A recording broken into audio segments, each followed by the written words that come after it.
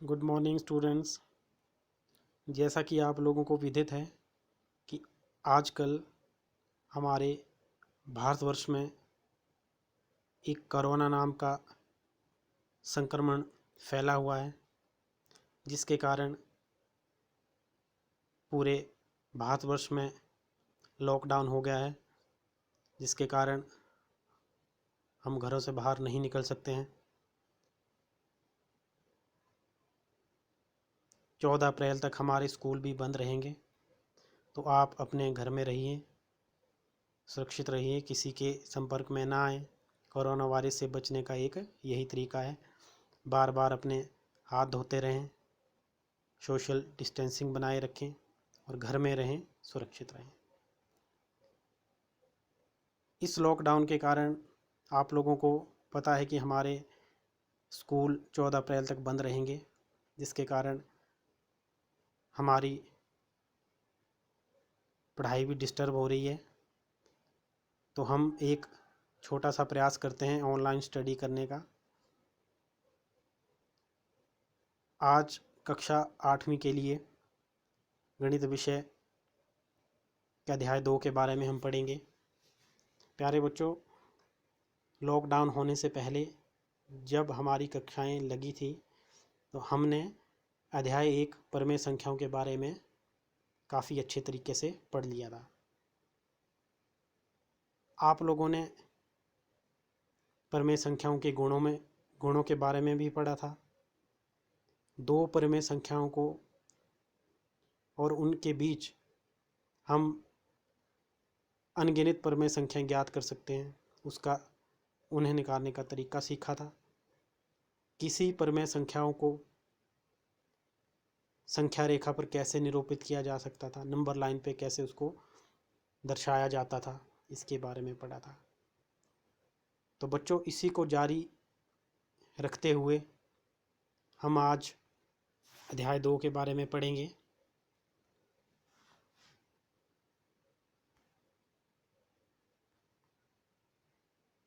अध्याय 2 का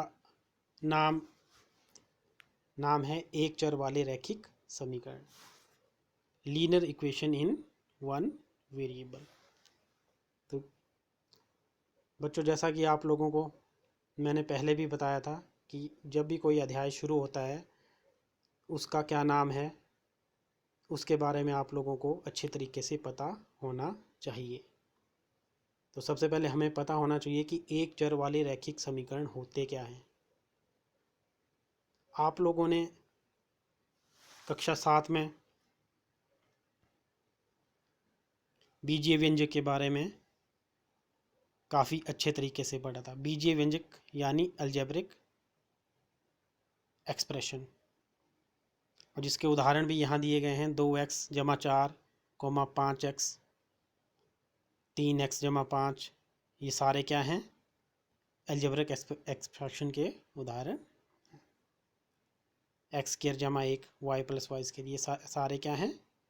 algebraic expression या बीजीय व्यंजक बोल सकते हैं। बीजीय व्यंजक के बाद आता है हमारा समीकरण। समीकरण के उदाहरण 3x जमा 2 बराबर 5, 5y बराबर 3, इस तरह से। तो देखो, सबसे पहले बीजीय व्यंजक और समीकरण के बीच डिफरेंस क्या है? क्या आप लोगों को इसमें अंतर दिखाई दे रहा है? बीजीय व्यंजक में जैसे आप लोग देख रहे हैं 2x जमा 4, और समीकरण में आप देख रहे हैं कि 3x जमा 2 बराबर 5। इसमें एक ये डिफरेंस आ रहा है कि जो भी आपका समीकरण होगा उसमें इक्वलिटी का निशान भी होगा। इक्वलिटी मतलब समता का निशान, बराबरी का निशान। तो ये डिफरेंस है बीजीय व्यंजक और समीकरण में। तो इसके बाद देखो, हमारे पाठ में एक और बात दी है कि एक चर वाले रैखिक समीकरण।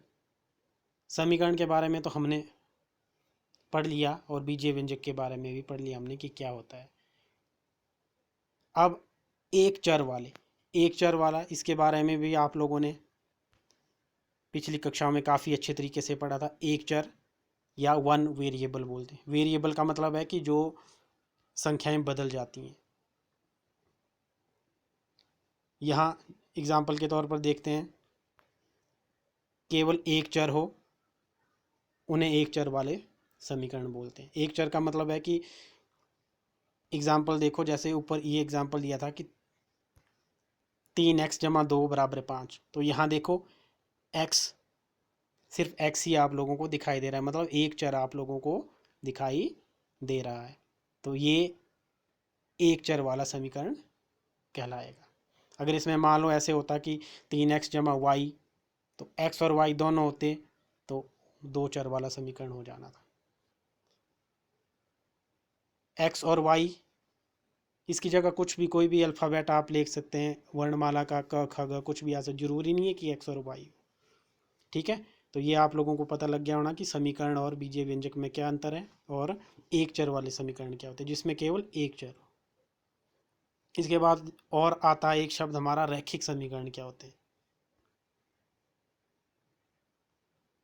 देखो, ऊपर हमने पढ़ा एक चर वाले समीकरण, एक चर, और उसको आगे हम बढ़ाते हैं रैखिक समीकरण। चर की घात एक होनी चाहिए। मान लो जैसे नीचे देखो 3x = 2 = 0 है, तो इसमें x की घात आप लोगों को कुछ भी दिखाई नहीं दे रही है, तो इसका मतलब x की घात कितनी होगी, एक होगी। तो ये क्या होगी, घात मतलब पावर। मान लो अगर हम ऐसे लिखते हैं कि x की घात 2, तो ये इसकी घात 2 आ गई। अगर हम सिंपली लिखते हैं कि x, तो इसका मतलब है कि इसकी घात कितनी होगी, 0 होगी, 1 होगी, सॉरी। तो ये क्या आ जाएंगे, एक चर वाले रैखिक समीकरण। ठीक है, तो मान लो ये देखो एक एग्जांपल आपके पास और है, 4x की घात 2 = 2 = 8। ध्यान से देखो इसको, यहाँ x की घात 2 है, तो अगर x की घात 2 आ रही है, पावर 2 आ रही है, तो ये समीकरण रैखिक समीकरण नहीं होगा, क्योंकि इसकी घात कितनी है, इसकी घात 2 है। और हमने क्या पढ़ा है कि रैखिक समीकरण कब होता है, जब उसकी घात सिर्फ एक होती है। तो ये जो सारे एग्जाम्पल हैं, ये x² = 1, z² = z, तो ये क्या है, रैखिक समीकरण नहीं है, क्योंकि यहाँ देखो आप लोगों को साफ तौर पर दिखाई दे रहा है कि z की घात कितनी है, 2 है। तो ये एक रैखिक समीकरण नहीं होगा, क्योंकि घातें कितनी आ रही है इसकी, 2 आ रही है। ठीक है, ये देखो ये आपके सामने एग्जाम्पल आ रहा है समीकरण का, इसे आप लोगों को बिल्कुल अंडरस्टैंड हो जाएगा। ये जो है, ये 5x = 3 = 8, यही समीकरण होता है। इसमें देखो ये इक्वलिटी का निशान भी है बीच में, 5x = 3 = 8। और एक और बात ध्यान रखना कि देखो बराबरे के इस और 5x = 3, ये कौन सी साइड आ रही है आपकी, लेफ्ट हैंड साइड आ रही है, इसको बायां पक्ष बोलेंगे। और ये जो 8 है किस तरफ आ रहा है, बराबरे के राइट हैंड साइड में आ रहा है, तो ये क्या होगा, आपका दायां पक्ष होगा। तो किसी भी समीकरण में आपके दो पक्ष होंगे, एक बायां पक्ष, दूसरा दायां पक्ष। ठीक है, तो इसमें इस समीकरण में क्या आ गया, 5x = 3 आपका बायां पक्ष आ गया, और 8 आपका क्या आ गया, दायां पक्ष आ गया। ठीक है, और साथ में देखो इक्वालिटी का निशान आ रहा है, जो एक कंडीशन थी समीकरण की कि समीकरण और बीजीय व्यंजक के में क्या फ़र्क होता है, तो यही फ़र्क है इसमें, बीच में बराबरे का एक निशान होगा। और यहाँ x क्या है आपका, एक वेरिएबल है, इसे चर भी, x की जगह y भी हो सकता है, z भी हो सकता है, कुछ भी हो सकता है, क ख ग एट्सेट्रा कुछ भी हो सकता है। तो ये सारा पूरा मिला के क्या बन गया हमारे पास, एक समीकरण। और कौन सा समीकरण बना, एक चर वाला, और साथ में रैखिक समीकरण। समझिए बात, जो हमारे पाठ का क्या नाम है, linear equation in one variable, या एक चर वाले रैखिक समीकरण। तो ये जो एग्जाम्पल आया हमारा, एक इसका एग्जाम्पल आया एक चर वाले रैखिक समीकरण का। ठीक है, अब अगला हमारा काम क्या है कि समीकरण को हल करना। तो समीकरण को हल करने से पहले हमें सबसे पहले पता होना चाहिए कि समीकरण का हल होता क्या है। देखो जैसे आप लोगों ने यहाँ 5x = 3 = 8 देखा, तो अगर हम इसमें दो पक्ष हैं, 5x प्लस 3 आपका बायां पक्ष है और 8 क्या है आपका दायां पक्ष है। ठीक है, तो इसमें आप लोगों को एक वेरिएबल दिखाई दे रहा है, तो एक वेरिएबल मतलब x है, तो x की जगह आप कोई भी वैल्यू रख सकते हैं, x 1 2 3 कोई भी। ठीक है, वेरिएबल इसका मतलब ही वेरिएबल है, वेरी कर सकता है, कोई भी वैल्यू हम लिख सकते हैं इसकी जगह। ठीक है, तो अगर हम x की जगह एक ऐसी वैल्यू पुट करते हैं जिससे क्या हो, हमारा बायां पक्ष और दायां पक्ष में जो वैल्यूज़ होती हैं वो बराबर आ जाएं, तो वो वैल्यू क्या होगी, उसका हल मानी जाएगी। ठीक है, जैसे यहाँ आप लोगों को दिया भी है ये समीकरण का हल या सॉल्यूशन ऑफ इक्वेशन। ऐसा अंक या चर का मान, चर समझिए एक्स का ऐसा मान जिस पर समीकरण के दोनों पक्षों का मान बराबर आ जाए, तो वो क्या होगा, उस समीकरण का हल माना जाएगा, और वो उसको हम सॉल्यूशन ऑफ इक्वेशन बोलेंगे या समीकरण का हल बोलेंगे। तो ठीक है, तो अगर आप लोग ध्यान दें, अगर इसमें हम x की कोई वैल्यू भरें, मान लो x की वैल्यू मैं 1 भरता हूँ इसमें, तो 5 इंटू 1 5 जमा 3 8, और इस तरफ 8 है, क्योंकि यहाँ कोई भी x नहीं है तो 8 बराबर 8 आ जाएगा, तो इसका हल क्या है, ठीक है 1 आ जाएगा। तो वो समीकरण का हल होगा जो भी x की वैल्यू आएगी, x की ऐसी वैल्यू या वेरिएबल की एक ऐसी वैल्यू जिस पे इस समीकरण की दोनों साइडें या दोनों पक्ष बराबर आ जाएं, उसे क्या बोलते हैं, हम समीकरण का हल बोलते हैं या सॉल्यूशन ऑफ इक्वेशन बोलते हैं। तो इस पूरे अध्याय में हमारा यही काम होगा कि समीकरण के हल कैसे निकाले जाते हैं, और इसमें हम ज़्यादा फोकस करेंगे एक चर वाले रैखिक समीकरण, क्योंकि हमारे अध्याय का नाम ही यही है, एक चर वाले रैखिक समीकरण।